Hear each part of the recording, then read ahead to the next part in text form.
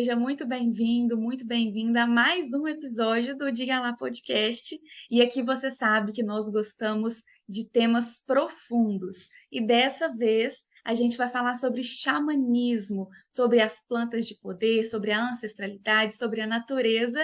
E comigo, a Ayala, que é uma xamã, que vai trazer para a gente toda essa sabedoria. Muito obrigada mais uma vez por ter aceito esse convite e já queria que você falasse para nós, né, o que é o xamanismo?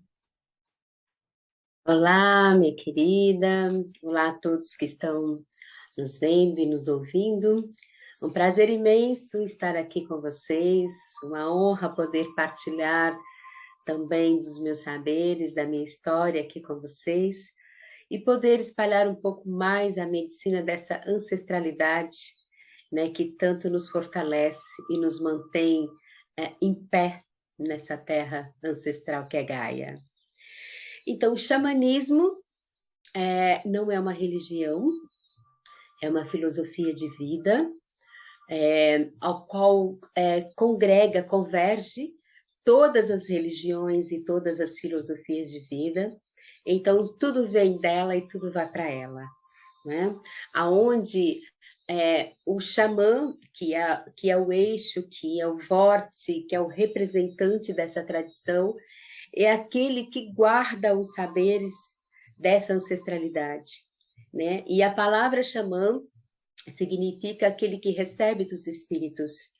Então, ao contrário do que muitos dizem, que o xamã ele é aquele que é indígena, né? Então, os povos indígenas, somos guardiões dessa tradição e fazemos parte do xamanismo.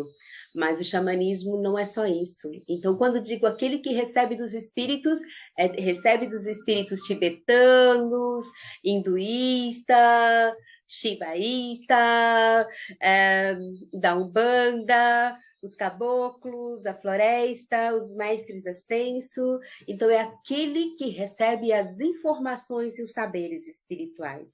Então, isso é o xamanismo, é aquele que é a ancestralidade, aquela figura que representa aquele que vai receber as informações para uma cura, para um rito, para poder, para Gaia, para trazer curas e elevação espiritual.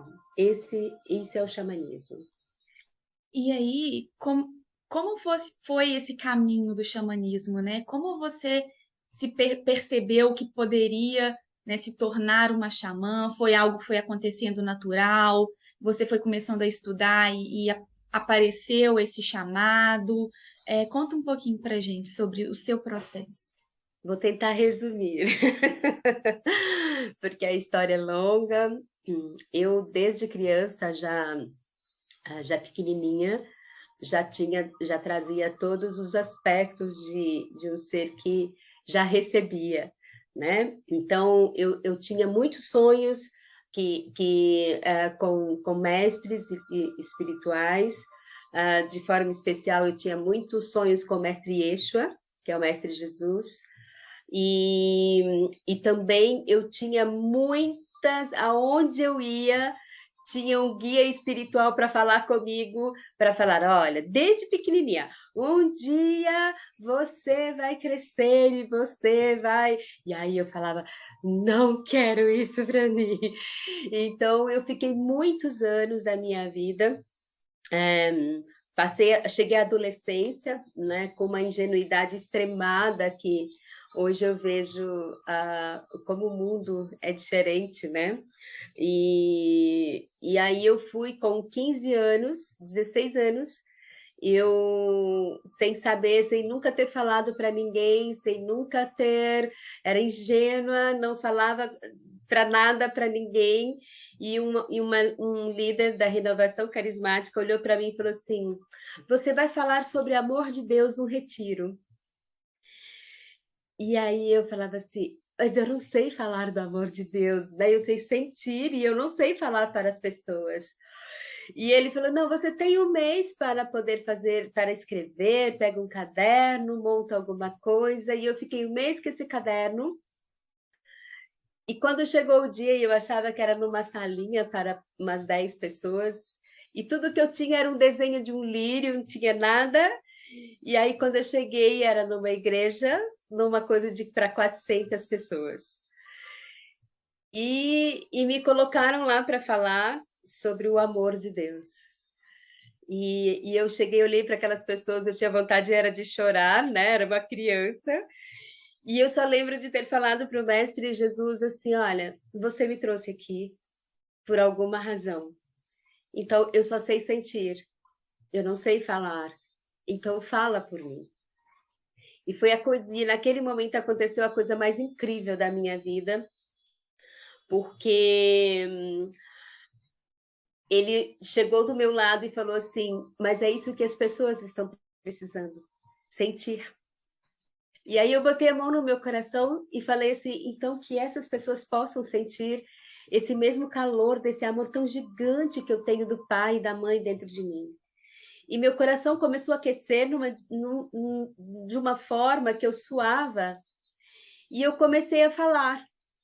Eu comecei a falar, foram saindo palavras, e conforme eu ia falando, eu fui percebendo que as pessoas começavam a se abanar e suspirar, suspirar, né? Era uma coisa para eu falar de 20 minutos e eu fiquei quase 2 horas falando sobre o amor de Deus.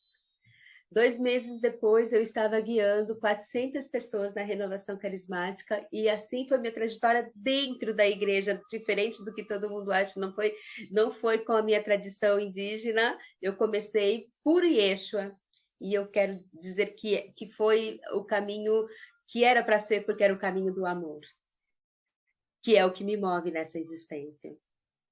E depois, 2 anos depois, um padre amigo meu, amigo íntimo, falou assim: olha, Borboleta, eu fiz a sua matrícula na faculdade, vai voar, e já arrumei emprego. E eu fui voar. E pela primeira vez eu fui de encontro, eu rompi com a Igreja Católica, porque eu literalmente fui voar, e eu tomei a decisão de buscar as minhas raízes. E aí é onde eu fui, de fato, buscar a minha raiz Guarani Kaiowá. E ali eu convivi com os Guaranis Kaiowá, que é minha nação, por 14 anos. E, ao mesmo tempo, buscando outras linhas espiritualistas para poder sentir e experienciar coisas que eu nunca tinha experienciado. E essa mistura de coisas, né? Nesses 14 anos dentro do Tecorá Guarani, eu fui iniciada como pajé, né? Voltei mesmo à origem, recebi todos os saberes, os conhecimentos necessários para poder trilhar o caminho, e senti ainda dentro do meu ser uma busca que eu não sabia o que era, mas eu sabia que eu não ficaria na tribo. E sabia também que eu não ficaria nesses lugares. Era uma busca dentro do meu ser.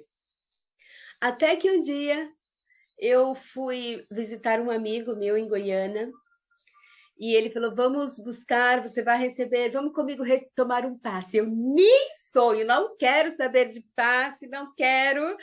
Fiquei no portão e ele foi lá tomar o passe. O guia saiu de lá de dentro, foi no portão. Foi no portão. E aí falou assim para mim: você sabe que tem um índio que acompanha você desde que você nasceu. E é aí que começa a sua história. E aí me abençoou, me deu um passe lá e voltou, virou as costas, e aquilo eu falava: meu Deus, o que está acontecendo? A partir desse momento eu comecei a sonhar. Era o mestre Pena Branca chegando na minha vida. Chegando não, se apresentando, né? Porque ele já estava.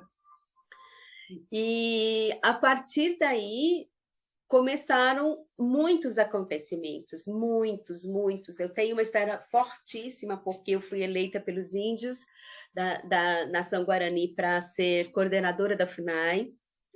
E aí começa uma história de luta pelos tecorrás, demarcação de terra.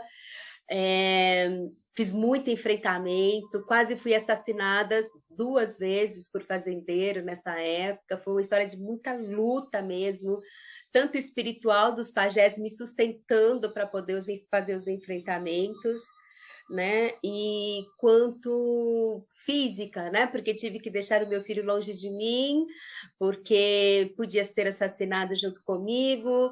Então começou uma história assim de levantar a Yala da força, né? A Yala de poder mesmo, assim, para poder fazer esses enfrentamentos. Então começou uma história assim de muita força dentro de mim, e eu sabia que eu tinha uma missão ali dentro da FUNAI, sabe? E pela primeira vez, os Guarani Kaiowás, eu assinei fazendo o enfrentamento de todos os estudos de demarcação de terra, e foi o maior enfrentamento que foi feito na época, porque estava enfrentando política, né? E com isso tive doicode para me assassinar, tive fazendeiro, enfim, encerrou esse ciclo, eu me senti um vazio, sabia que eu tinha, né, terminado uma missão, mas que tinha algo maior. E aí eu me lembro como se fosse hoje, a estrela da manhã, a Pajé que me iniciou, falou assim, então agora você não tem mais nada para fazer aqui. Agora é a sua missão. E aí o mestre Pena Branca começou a se apresentar e me guiar no caminho. E foi aonde eu fui levada a sair para fora de Mato Grosso do Sul, que é a minha terra. E aí começou a minha missão. E eu cheguei nele e falei assim, mestre, eu andei em tantos lugares e não sei qual é o meu lugar, né? Porque nada disso, eu sinto que isso me preenche, faz parte do meu ser. Aí ele falou, você já parou para pensar que você andou tantos caminhos para fazer o seu caminho? Porque o seu caminho é o xamanismo ancestral, que é tudo e é nada. Porque tudo pertence e tudo está lá dentro. E aí foi como se uma roupa me vestisse, sabe? E a partir daí começou a história de Ayala dentro do xamanismo, com o mestre Pena Branca me guiando, né? Começou lá atrás, quando eu fui preparada aos poucos, né? Por tudo isso. E ele começou a guiar a minha vida, trazendo todos os ensinamentos que eu trago hoje, porque 90%, eu diria até mais, dos meus ensinamentos não foram transmitidos ao meu ser de um ser físico para mim, né? Tudo foi o meu mestre ou outros mestres espirituais que foram chegando e foram passando. Então é longa a história, peço perdão, mas assim começou a minha caminhada espiritual. Nossa, eu amei saber disso e eu poderia ficar te ouvindo por horas e tenho certeza que o pessoal que está assistindo também se tocou, porque eu fiquei sem palavras, totalmente presente na sua história, no que você contou, com tamanha verdade e entrega também, né? Até você chegar, nas terras de Anaí e conta um pouco pra gente hoje desse seu, né, desse local, dessa terra sagrada que você cuida, né, junto com as pessoas que estão com você, propiciando, né, o viver xamânico, né, esses ritos. Como é isso? Explica pra gente. Eu passei muitos anos voando como uma boa águia que sou, né? Sem o ninho, mas eu pedi a Shiva que a águia precisava pousar de vez em quando e de uma forma incrível. Eu não posso deixar de contar essa história, eu vou contar, porque isso faz parte dessa terra. Eu fui convidada para vir fazer uns atendimentos. Eu morava no Rio, no interior do Rio, e fui convidada para vir para Caeté, Minas Gerais. E passei uma semana fazendo atendimentos aqui. Vão acostumando que tudo com a Yala tem história. Então eu vim, fiz atendimentos e pediram para eu voltar, porque ainda tinha muita gente, e eu voltei no mês seguinte, e aí me veio assim, nossa, eu vou fazer um rito neste lugar. Porque a metade era evangélico e a metade era católico. Então ninguém sabia quem era Shiva, ninguém sabia o que era xamanismo, e eu falei, eu vou fazer. E aí perguntei para o pessoal que estava comigo, né, se tinha algum lugar que a gente pudesse fazer um ritual. E eles falaram, vamos lá no nosso sítio, vamos fazer um rito lá. E aí levantamos uma lona, e era uma lua de Shiva, e assim foi esse rito, que eu abri um ritual de pagelança. E quando eu saí fora da lona no meio do rito, eu vi a lua de Shiva, que é aquela meia-lua, lua nova. E aí eu caí de joelho e falei assim, meu pai, faz com que essas pessoas te conheçam, com que elas sintam quem é você. E aí entrei para dentro do trabalho, mudei o trabalho, chamei Shiva e comecei a invocar por bênçãos para as pessoas que estavam no lugar. E quando eu viro para o fogo, estavam todos de mão dada cantando o mantra de Shiva. E aquilo encheu tanto o meu coração que eu fui para frente da fogueira e aí que eu comecei a pedir bênção, prosperidade, amor, e fui pedindo. E nisso, né, claro, isso era da força da medicina, eu vejo Shiva descer no meio do fogo. E ele vira para mim e falou assim, filha, você pediu para todo mundo, você não pediu para você. E aí eu falei assim, eu tenho tudo o que eu preciso. Aí ele falou, não, você não tem tudo o que você precisa, tem algo que você quer e que você precisa. Aí ele deu tipo um pergaminho e falou assim, a sua terra. E aí eu falei, não, comecei a chorar, né? E comecei a chorar, agradecer e pedir mais pelas pessoas, sabe? Foi uma coisa muito linda. Quem estava no rito viu, a terra tremeu nessa hora que Shiva desceu, todos sentiram. Então foi assim que eu 15 dias depois, a pessoa, o dono do sítio, me liga falando que Shiva tinha falado para ele dar um pedaço da terra dele para mim. Então, assim que aconteceu a doação, isso eu não falei nada nem para as pessoas de casa, a minha visão. Não falei com ninguém, guardei no meu coração, porque essas coisas eu preciso aquietar mesmo, né? E aí, 15 dias depois, eu já tinha as terras e eu sou muito tipo, o mestre mandou, né? Então, se o mestre mandou, Shiva mandou, eu já juntei mudança, mudei para Caeté, todo mundo achando aí ela louca de pedra, né? Porque largar toda uma história, vir para uma cidadezinha pequenininha onde ninguém me conhecia, tipo assim, exatamente o que falaram para mim, você vai passar fome, né? E eu sempre disse assim, olha só, eu não vou para lugar nenhum que eu não seja comandada espiritualmente. E se aqui estou, aqui eu não me faltará absolutamente nada. E nada me faltou. Então, estamos aqui há 5 anos. Em 5 anos levantamos alojamento, o espaço sagrado, a nossa cozinha, minha casinha.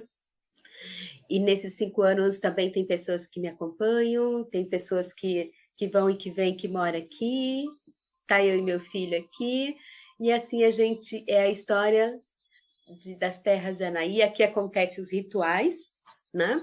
Também, né? Porque eu vivo voando como uma boa águia que sou, né? Mas algumas iniciações fortes só acontecem aqui, como a iniciação xamânica, e alguns ritos também mais fortes, que são mais ancestrais, também só acontecem aqui na Terra.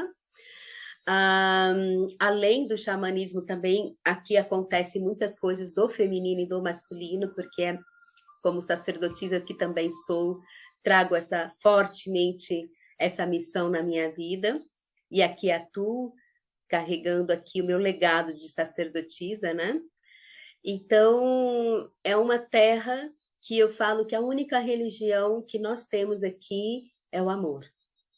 E principalmente a missão de transmitir os conhecimentos ancestrais porque é isso que sustenta a nossa terra em beleza, que levanta Gaia e que levanta cada ser humano.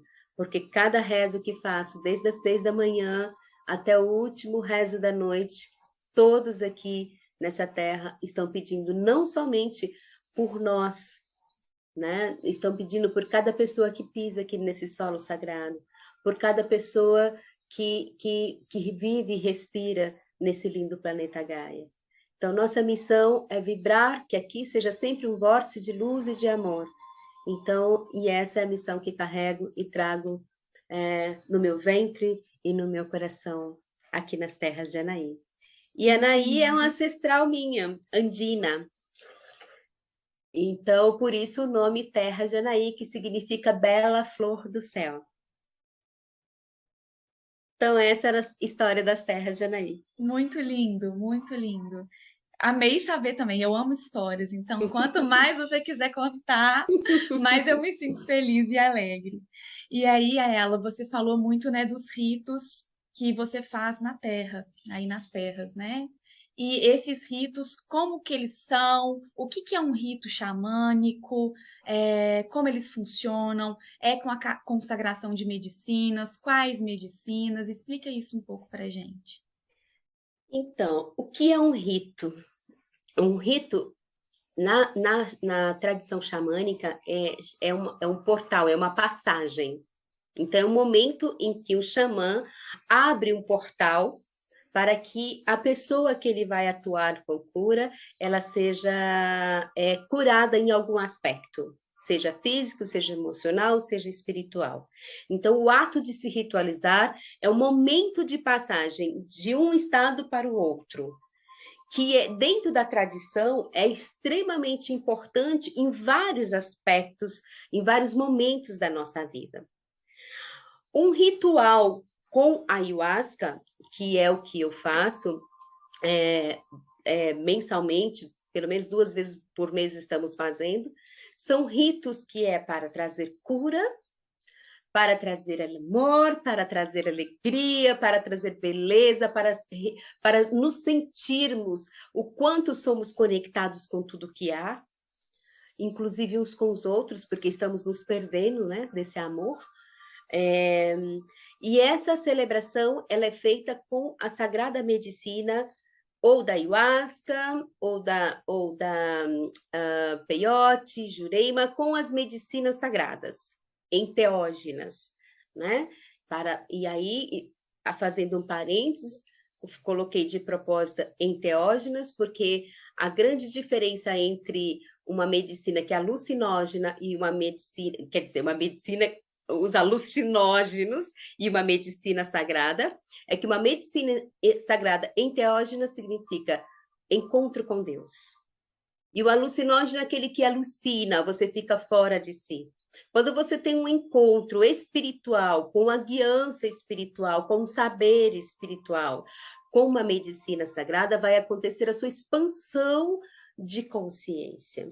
Né? Então, essa medicina, ela vai trabalhar no seu corpo físico primeiro, para limpar de todas, eu falo as inhacas, né? Uma fala muito da minha terra, todas as inhacas que a gente come aí, de industrializados, química, que vamos ingerindo, ela faz essa limpeza física, depois ela vai para uma limpeza mais emocional, de fundo emocional, ela vai para uma limpeza mental.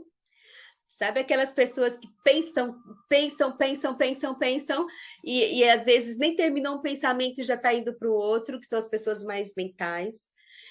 Essas pessoas têm muita facilidade à depressão e às doenças mais psicológicas, em virtude dessa incompletude dessas linhas de pensamentos que ficam acoplados no corpo, nos corpos espirituais.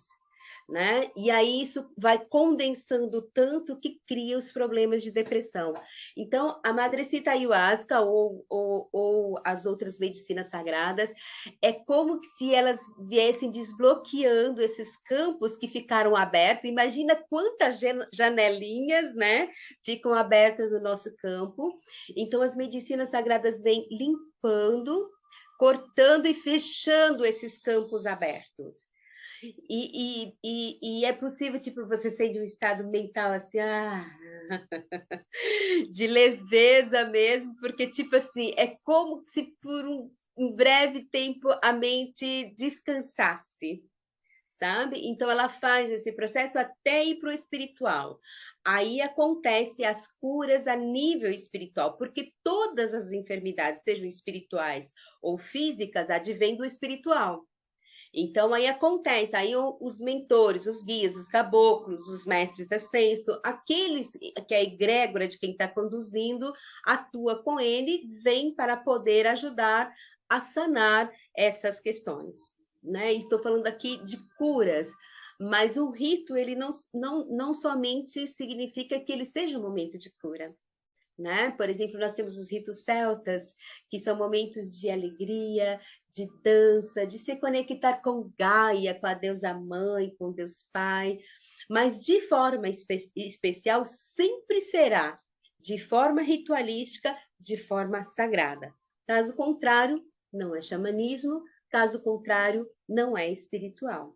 Então, isso é um rito xamânico, e isso é um rito xamânico com as sagradas medicinas, né? Utilizada de forma ritualística e por quem de fato entende o que é essa medicina ou essas medicinas, para que também não fique banalizando ou acabe causando algum problema a si em virtude de não conhecimento, como muitos têm feito aí ao banalizar as medicinas do rapé, as medicinas da ayahuasca, da jurema, e assim vai. Aí, infelizmente, tem muitos, mas eu também sou muito grata porque tem muitos lugares mágicos e especiais fazendo coisas bonitas por aí.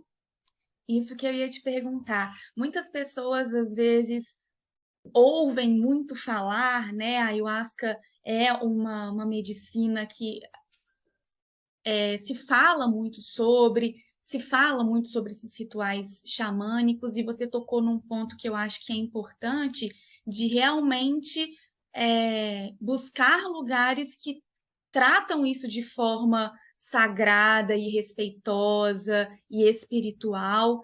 Então, eu queria que você falasse um pouco mais sobre esse seu ponto de vista e de como as pessoas podem realmente buscar egrégoras que são fortes e que trabalham ali nessa força do amor, do respeito, da cura, para que você mostre o seu olhar de uma forma a mostrar essa medicina como algo que realmente cura e não, né, que assusta, como muitas pessoas ainda se assustam com relatos que ouviram de terceiros, enfim. Bom, primeiro vou começar com a palavra assusta, né? Eu acho que a gente tem que se assustar com tanta violência que tem lá fora. Eu acho que a gente tem que se assustar com a intensidade com que a gente tem se afastado de nós mesmos, da nossa espiritualidade. Eu acho que a gente tem que continuar se assustando com tanta violência, com tanto desamor, sabe? Eu acho que isso sim a gente tem que se assustar, sabe? Eu ainda me assusto muito ao ver o desamor no olhar das pessoas, sabe? E a não vivência das verdades. E são coisas assim que me pega demais e que me leva para o rezo para cada vez mais que isso se dissipe nesse universo.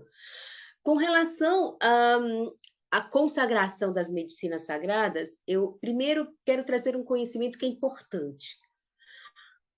Legalmente falando, para se servir uma medicina da ayahuasca ou qualquer outra medicina, principalmente da ayahuasca, que ela é pelo CONAD legalizada no Brasil. Para se servir a ayahuasca, a casa espiritual precisa ser legalizada, ser constituída como igreja, né? Isso veio por conta da questão da vertente do Santo Daime, que foram os primeiros lugares fora das aldeias a servirem a medicina. A partir daí, a legalização entende, inclusive como na aldeia norte-americana, que lá tem as igrejas norte-americanas que servem o peiote, né? Então, aqui no Brasil, as casas que de fato são sérios os lugares. Primeiro ponto, você quer saber se o lugar de fato tá legal, tá em consonância vê se tem um CNPJ, vê se é uma casa constituída, sabe? Vê se é uma pessoa que é ligada, porque às vezes existem casas que têm núcleo em vários lugares, como a nossa casa tem núcleos, então, que é constituído legalmente. Porque parte do princípio, se assim, porque virou realmente uma febre, né? De todo mundo. Eu até contei outro dia numa live sobre a história do Chaiman, né? Então agora tem o Chaiman, então a pessoa ela tem um kit, né? Que ela tem um atabaque, ela tem um cocar e ela tem uma maraca, ela virou um xamã. E o Chai é a figura que é chamada, como é chamado os indígenas, todo mundo é Chai, o branco, ou o irmão, ou o amigo. Então, todo mundo virou xamã. Então, todo mundo sabe fazer isso. Só que nunca aconteceu tantas coisas equivocadas no universo espiritual das medicinas como tem acontecido agora. sabe? Em virtude exatamente disso, sabe? Porque as pessoas também virou um tal de experimentar, sabe? E aí vai indo em qualquer lugar sem nenhuma referência, sem buscar de fato. E eu sempre falo, mesmo que você tenha uma referência, busque uma segunda, busque uma terceira referência. Caso contrário, a tua experiência pode ser muito dolorosa, e aí é o caminho sem volta, sabe? Porque a gente está falando aqui de medicinas maestras, e uma hora a conta vem, e vem para ensinar, sabe? Então, assim, buscar lugares sérios é buscar pessoas com referências, pessoas que estão há muitos anos com trabalhos sérios, com experiências bacanas, sabe? Com casas espirituais realmente sérias, sabe? Sem medo de botar o seu na reta lá com relação a isso. Casas que fazem anamnese para ter ritos. Isso é extremamente importante, meus queridos. Às vezes, para alguns, isso é chato, mas isso é o que salva muitas vidas. Porque muitas vezes vem pessoas querendo vir para o rito, pessoas que consagram, por exemplo, o medicamento tarja preta, ou mesmo o medicamento tarja vermelha, mas que é a composição química do remédio, ela não bate com o imã do jagube da chacrona. Eu tenho uma experiência muito assim, graças aos meus mestres, eu sou muito intuitiva. Uma pessoa no Rio queria participar de um rito e foi indicada por alguém, e alguém falou assim: ah, Yala, ele só toma medicamento tarja vermelha, porque virou como se fosse a permissão. Não é tarja preta, é tarja vermelha. E aí me veio assim, pergunta que remédio que é. E a pessoa me deu o nome do remédio e eu fui pesquisar, e lá na composição dizia que se tomasse com o imal, a pessoa iria a óbito. Olha só a situação.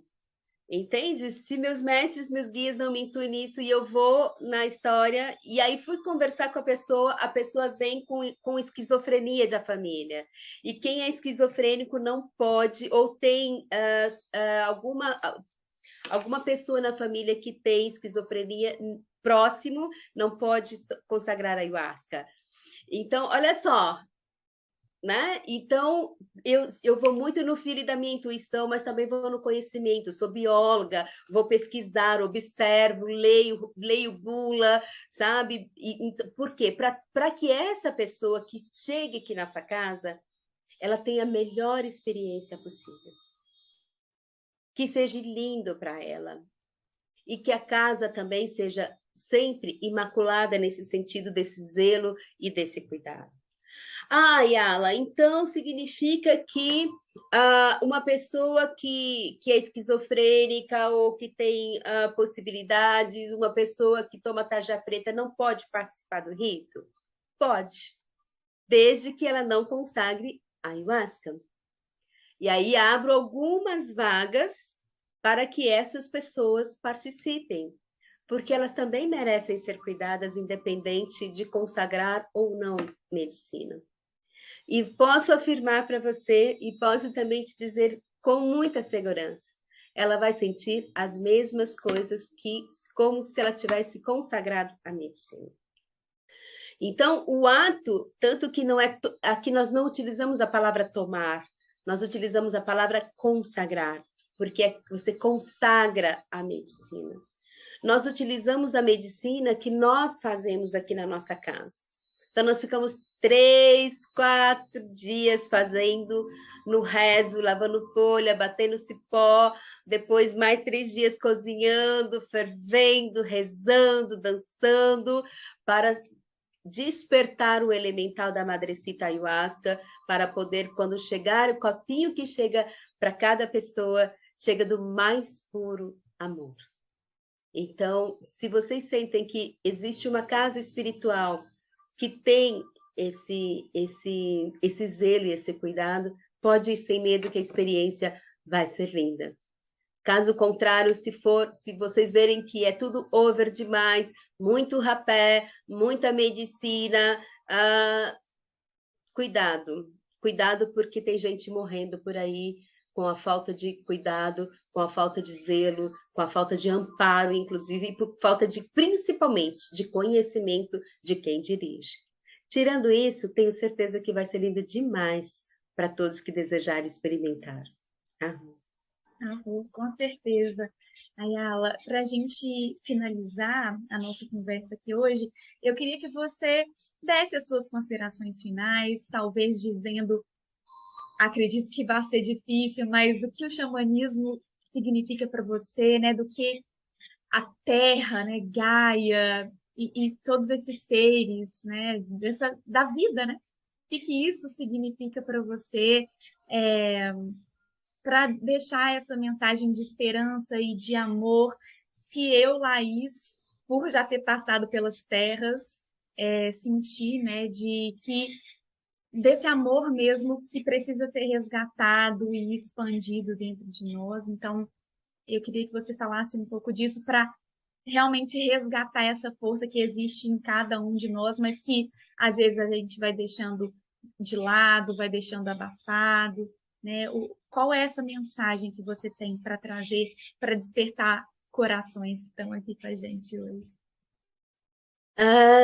Só de pensar na possibilidade de falar emociona meu coração e enche a minha alma, porque xamanismo para mim é vida. Xamanismo é a expressão da libertação de tudo que eu pensava que eu era para chegar em tudo que eu sou. Então, existe um marco na minha vida de antes e depois, né? Da menina Ayala lá atrás, ingênua, sabe? Sem nenhum conhecimento da vida, na mulher que foi despertada, na mulher de conhecimento, na mulher de rezo, na mulher de poder, na mulher de Gaia, sabe? Xamanismo é a oportunidade que a deusa mãe trouxe para o meu ser, de eu poder cumprir a minha missão, não somente como xamã, mas como sacerdotisa que sou, de contribuir em pequenos detalhes nessa terra sagrada, para que muitas pessoas, sejam mulheres e homens, sejam tocados novamente para compreenderem a responsabilidade espiritual e física com Gaia. Mas, acima de tudo, não existe para mim, que foi o caminho que eu percorri para chegar até aqui, que não existia da mente para fora, que todo o caminho que eu percorri para chegar na xamã que sou, na sacerdotisa que sou, foi me conectando com a minha essência que é divina em Gaia. Foi observando que nunca isso tudo estava desconectado de mim. E que quem se ausentou de tudo isso fui eu. Então, xamanismo para mim é a oportunidade, não só para a Ayala, que trilhou, porque muitas vezes as pessoas falam assim, é fácil para você. Eu também trilhei todos os caminhos que qualquer mulher trilharia, né? A adolescente, né? A primeira menstruação, as primeiras dores, a ausência de conhecimento, não ter quem me passasse os primeiros conhecimentos, né? Porque minha mãe era muito simples, não eram conhecimentos passados. Passei, inclusive, pela dor e pela alegria de ser a primeira mulher xamã no Brasil a conduzir ritos e ser agredida, atacada por ser mulher e fazer isso. Mas passei pela alegria de voltar para casa em Gaia. E passo todos os dias, vou trazer aqui uma mensagem que Gaia trouxe no final do rito. Ela disse assim, filhos, todos os dias, quando o sol nasce, eu sopro o nome de cada um de vocês nos 4 cantos desse planeta, para vocês lembrarem quem vocês são. Então, junto com Gaia, às 6 da manhã, eu desperto também, para ajudar Gaia a soprar amor nesse planeta. Então, o xamanismo, para mim, é uma oportunidade de eu viver nessa existência o reencontro com tantas almas lindas e poder ser aquela que, de alguma forma, em algum nível, possa contribuir para que cada pessoa volte para casa. Ai, gratidão, gratidão. Me emociono junto com você e amor é o que eu sinto e muito obrigada por ter aceitado esse convite, por ter passado toda a sua sabedoria para as pessoas que estão assistindo, para mim, para o meu coração. Honro a sua existência cada vez mais e sou grata por poder trilhar esse caminho tendo você como esse ponto, né? Essa força que nos traz tanto amor. Muita gratidão mesmo. Obrigada. Arro, meu anjo. Só lembre-se que tudo isso está dentro de você. Toda essa força, toda essa luz, tudo está dentro de você. Só precisa despertar em Gaia.